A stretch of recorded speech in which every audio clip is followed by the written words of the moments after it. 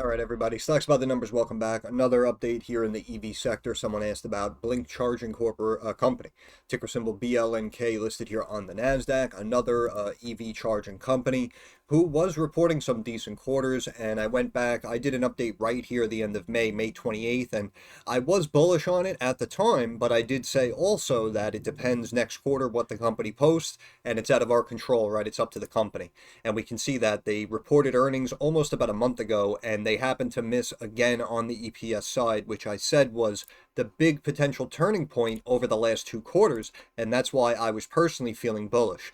I mentioned that we were in a consolidation channel. You can go back and watch the video. I actually even stunned myself because I said we could run up to about 3.5, and you see we got up to about 370, and then I said we could pull back and retest one of these trend lines, but then we can bounce and we can get back up. I said we can get back up to about 3.75 to retest this trend line, and look at the high, top left of the screen, 375. Next day, 375, and then we pull back to test the moving average, channel up, reject off the fib, start dropping down, coming into earnings, and then boom, the company ends up missing on EPS and on revenue as well. 33.262 million on estimates above 38 million, missing by 13%.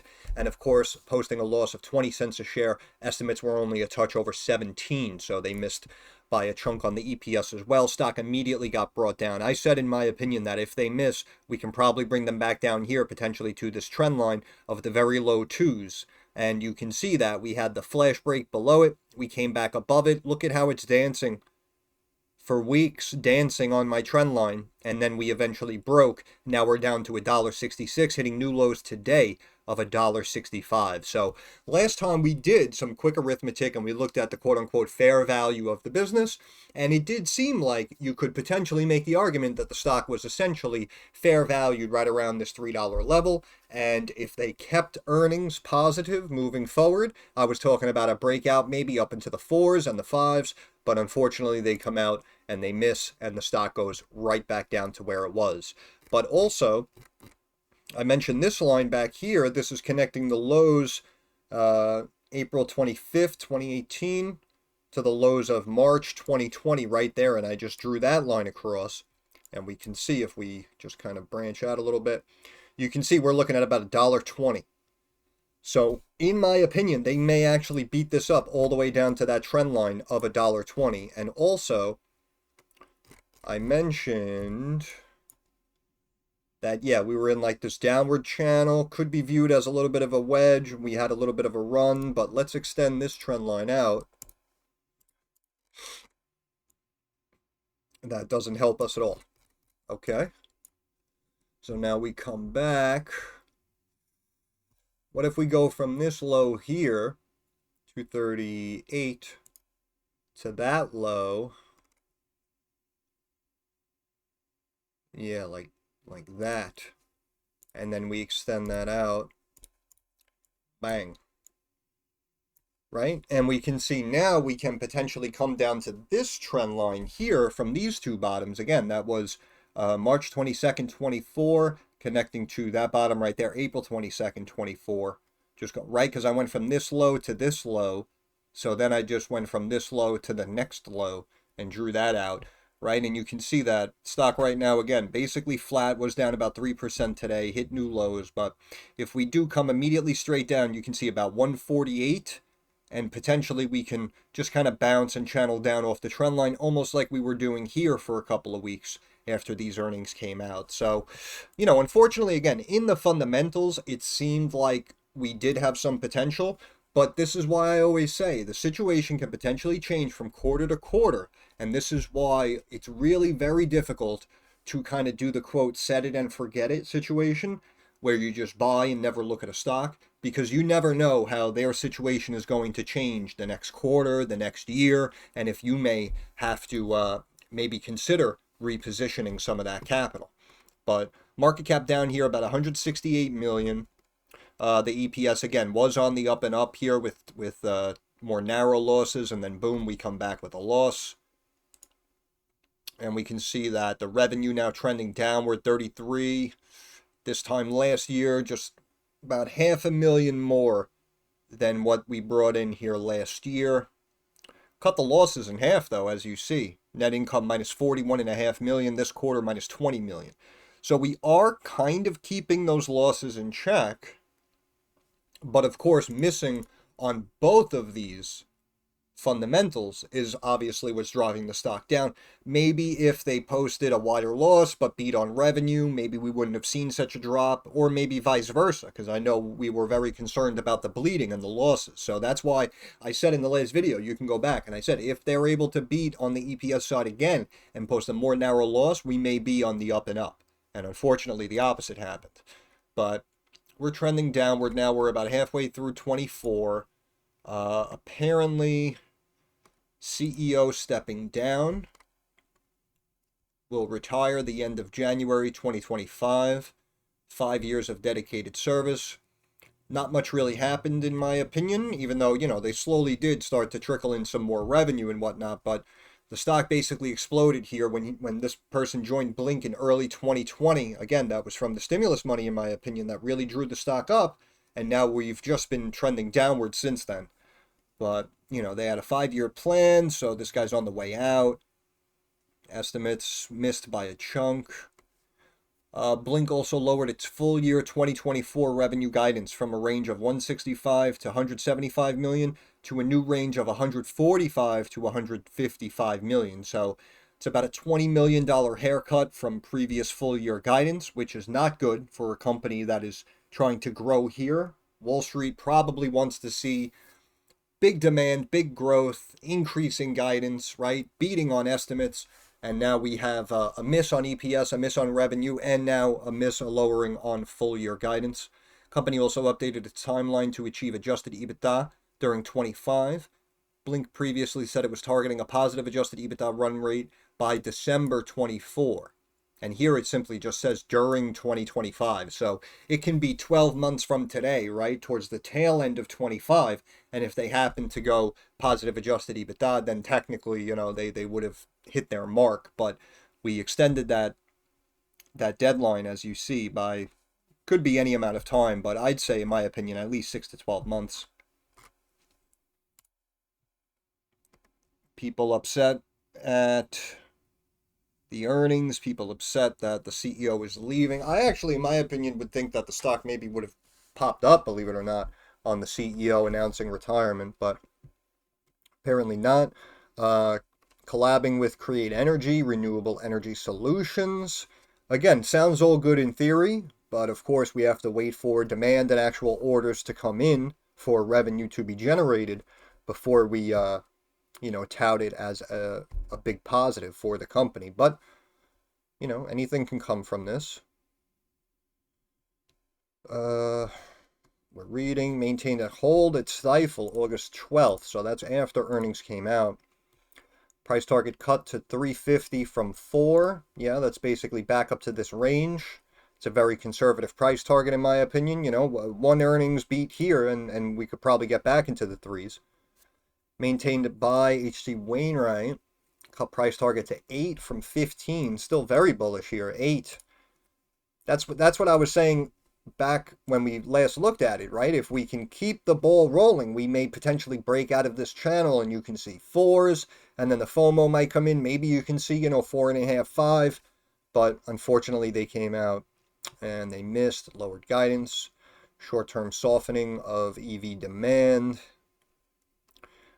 Let's see if we missed any news. Maintained buy at Needham. Price target cut from 6 to 4. So again, basically, a lot of price targets near the top of this range here. I know that other analyst had a $8 price target. Unfortunately, like I always say, it's up to the company now. It's up to the business. We can potentially get to $8. We just can't miss earnings, apparently, because we spoke about the bleeding that this company was incurring. And that's why I said, in my opinion, the EPS beats are very, very important, and they happen to miss. And of course, again, lowered this annual revenue forecast. 4,000 charging stations contracted, deployed, or sold in Q2. See, but also the way they lump it in like that, it's hard to know how positive that really is. Mm, okay.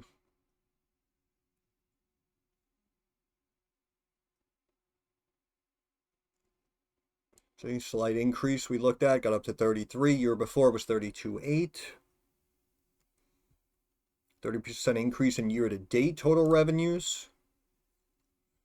Second quarter product revenues, 23.6 compared to 24.6. 25% increase in year-to-date product revenue. Like like I feel like it's reworded and looked at during a different time frame to try to make it seem like it's potentially less than it is, worse than it is, better than it is. I don't know what I'm saying, but you understand my point. 15% increase to 8 million service revenue compared to 7 million last year. See, 38% increase in year-to-date service revenues. 24% of total revenue compared with 21% same period last year. Operating expenses decrease. That's a good sign.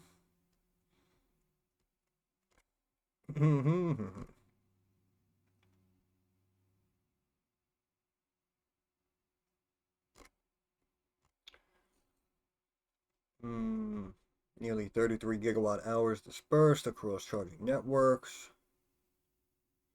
Sales performance reflected general short-term softening of EV demand. We are unquestionably still at the forefront of a massive charging infrastructure build-out that will be with us for many decades to come. With the third largest network in the industry, we are strategically positioned to benefit from this long-term trend. I will say, when comparing it with something like a charge point, again, in the numbers, in my opinion, I do feel that maybe we have more potential with a BLNK as compared to a CHPT. Diversify product sales, level 2 charging equipment. Moreover, we anticipate that our enhanced focus on service and software solutions into the border grid will allow us to further expand our addressable market. Reduced operating expenses by 41%. With our unique vertically integrated model, we believe BLNK is well positioned to drive long-term growth and value for our stakeholders. Okay.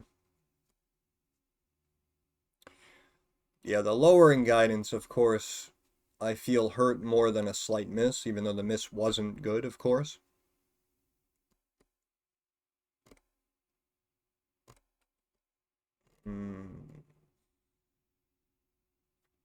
Gross profit was 32% of revenue. This time last year was 37% of revenue. Due to a shift in sales mix towards third-party manufactured products.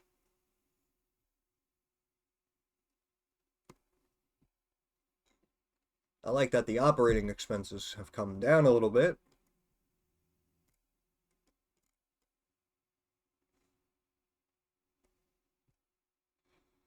Adjusted EBITDA loss 14.7 million. This time last year 13.5.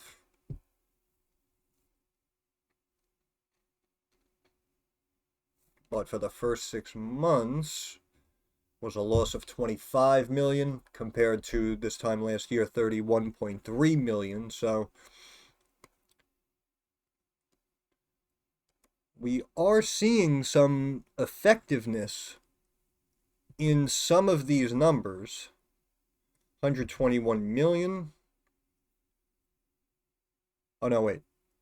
Cash 73.9 million compared to 121 million 6 months prior. What do we got here? Signed agreement in Belgium. BLNK to own and operate level 2 DC chargers at certain retail locations. Launch BLNK Care. Preventative maintenance program. Reduce charger downtime. Okay. To provide cloud-based EV charging solutions across U.S. government. Very nice. In process. Selected an official electric vehicle charger and network services provider for the state of New York. Yes, I heard about that. However, again, I'm from New York. And unfortunately, I will say, like, that there's all this money being thrown around, but the actual efficiency of New York has been kind of dismal, I could say, as of late. So I don't actually know how much, revenue or growth is going to come from this. I'll believe it when I see it. Envoy Technologies entered an agreement to provide turnkey on-demand Rivian EVs. Selected by official BYD dealership, one of the largest dealerships in Mexico. Provide EV charging services at select locations. So apparently, yeah, they're being selected. They're teaming up with some people. They're laying down some charging stations, but it apparently is coming in for the most part below what analysts are expecting.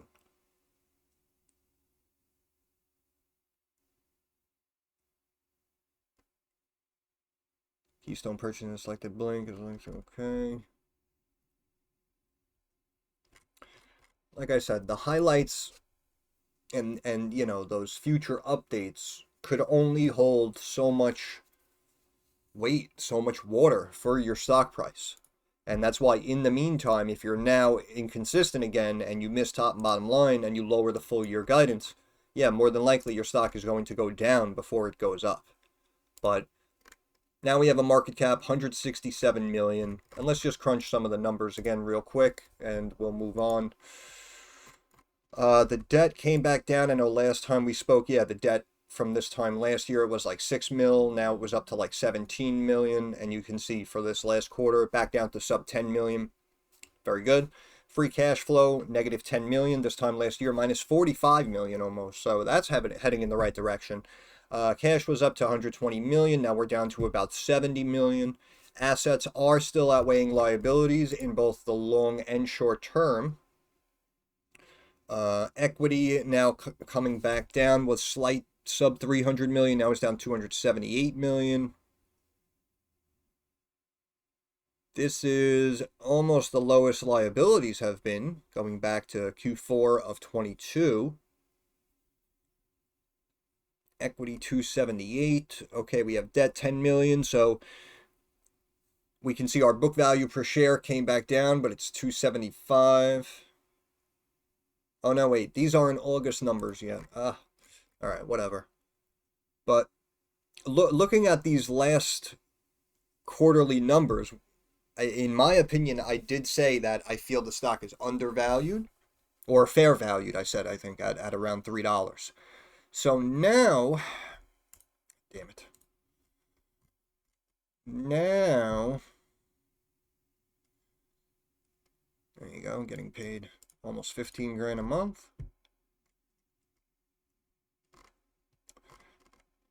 Very nice, very nice. I don't want to pull up.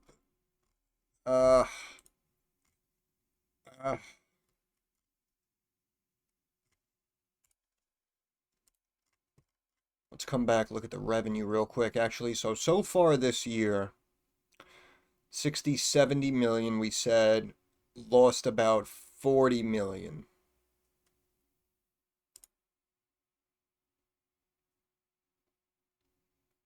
And we're looking for, what did they say, 100, what did they say? My apologies. 145 to 155 million in range of 165 to 175. So 140, so we'll call it 150 million. But now, obviously we lowered these numbers now for 24, but it was up at 169 million. So now this may technically be the second potential miss on annual revenue. Going back to 2018, we may come in light again like we did in 2019. And again, look, 4 beats in a row, and then we had the slight miss. So the company has to really rebound the next 1 to 2 quarters to reclaim that high $3, $4 level, in my opinion. Otherwise, it's just going to continue to keep slipping. And also, I was talking about the nice rebound we saw. Gross margin was down here minus 90%, got up to minus 9, minus 8%. Now we can see this last quarter drops down to minus 25%. The operating margin dipped down more negative. The EBITDA drops down more negative, with the net margin percentage now more negative. Technically, the inventory turnover went down. Asset turnover growing nicely. Again, asset turnover, how much revenue the company is generating off of said assets on its balance sheet. Our debt ratios technically are up, but not too out of control. And the EPS, again, we were very negative. We came back positive. Now we're back negative. Only time will tell, unfortunately. But this situation seems very sensitive, right? As you're seeing, based on this big drop. We rallied back up to 3.5. Now we're down like 50% more from that point just in the last couple of weeks off of one bad report. And this is why, again, I was saying that because of the losses that this stock was incurring and because of the inconsistencies, if it doesn't remain consistent, it can potentially get beaten up and brought back down to 2. And apparently Wall Street thought it's worth even less. And of course, we had the news of the CEO stepping out. So this is why right now, maybe even going into this quarter, we could potentially drop. And that's why I was saying maybe even down to this trend line. And it might be an overreaction, but you might see 130, 120, and then we start to bounce going into 2025, because it sounds like that may really be the year that this company is going to start gearing up even more. But again, I will say right now, we did get some bad news, but I do have to say, I think Blink looks a little better than ChargePoint right here. Bottom Bollinger Band 165, that's exactly where the stock dropped to. RSI now sub 30, which is why I'm saying we could potentially have a little short-term bounce, maybe back up here, 185, and then we can resume the sell-off. MACD tried to cross to the upside, but couldn't based off recent bad news, in my opinion, so rejected and slipping downward. Let's check the weekly real quick, and the weekly we can see on a longer time frame, we could have a short-term bounce over the next day or two, but over the next couple of weeks, we should technically continue to sell off more, and that's why I'm saying we may see new lows here on BLNK, and the MACD, of course, crossed to the downside after the stock started slipping big. So right now, it may seem like a no-go, even though there is some stuff happening on the horizon, but again, we have this CEO leaving basically after the ball drops in 25, and they're expecting, again, positive adjusted EBITDA now out to 25, and it was 24. So we may continue to struggle here for the next quarter or maybe even 2. That would be first week of February. So we can kind of potentially bottom out and then maybe begin to curl mid-late 25. You understand? But again, that's just my opinion. But I'm going to end it there. And again, if you have any insight, if you have a position, if you are aware of something that I probably didn't mention, and I'm sure there's info like that out there, let us know down in the comments section. Of course, help out everyone else. But that's pretty much it. I'm going to end it there. And like I said, Blink, unfortunately, looked kind of decent in the fundamentals, but now it's out of our hands. Now it's up to the company. And the company came out again, missed on the top and bottom lines, and lowered full year guidance. So they kind of, we took like 2-3 steps forward, and now we just took like 3-4 steps backward. You understand? So that's why I think, again, in my opinion, may take a quarter or 2 for them to bottom out and then actually start to rebound and climb. But that's it. I'm going to end it there. Once again, Stocks by the Numbers. I want to thank you guys for stopping by. If you have any questions, comments, or concerns, drop it down in the comments section. I'm usually very quick to reply. Thumbs up algorithm helps me get more eyes on the channel. And of course, subscribe to the channel. That is our handshake agreement. That is how you help me help you. But more importantly, moving forward, like I always say, I understand that markets are rocky, they're volatile, they are very uncertain. So I want to wish all of you success. I hope everyone makes a couple of dollars. Thank you for your time. Have a good day.